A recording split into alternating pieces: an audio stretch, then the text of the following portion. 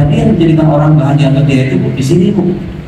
Roh manusia itu yang harus mendapatkan asupan nutrisi berupa ilmu, kebijaksanaan, petuah agama, zikir, membaca Al-Quran, sholat malam, mujalasatus sholihin, bersahabat dengan orang-orang soleh, gak pernah gaul sama orang baik, gak pernah sholat sunnah, sholat wajib ditinggalkan, gak pernah dengan ceramah agama, Anda akan menjadi mayat yang hidup dengan daging dan tulang, rohnya sudah gak ada sebetulnya. Lihat, Imam Ghazali menyebutkan bahwa makanan hati itu adalah ilmu.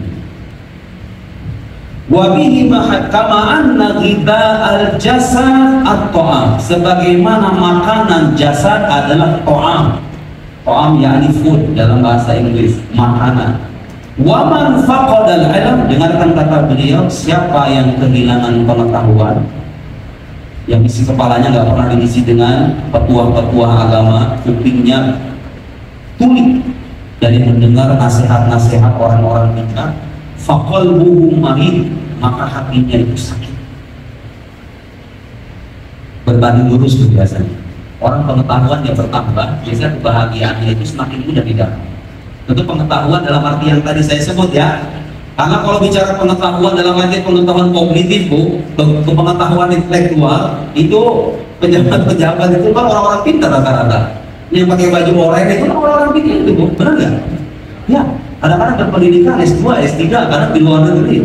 Itu pengetahuan. Itu pengetahuan kognitif.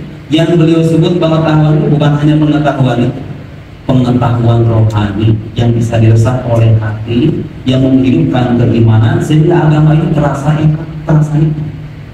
Iman itu terasa manis. Kenapa bisa mati? Hubbud dunya wa syughlu biha afdal ihsasah. Yang menjadikan rasa itu mati adalah kecintaan berlebih terhadap dunia yang kemudian mematikan rasanya.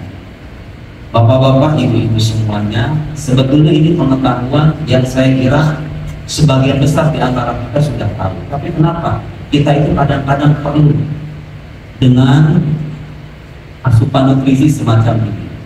Ibarat handphone Pak, walaupun dia itu udah 100%, kalau dipakai terus-menerus, ibu kan sibuk tiap hari kerja. Itu ibarat handphone dipakai terus Bu, perlu bagaimanapun itu dicas ulang. Kan casannya sama sebetulnya, casannya sama, listrik kadar yang dibutuhkan juga sama, tapi yang kita itu perlu yang ini seperti itu. Hati kita, batin kita perlu mendapatkan curahan semacam itu supaya kita kembali merasakan kenikmatan dalam beragama.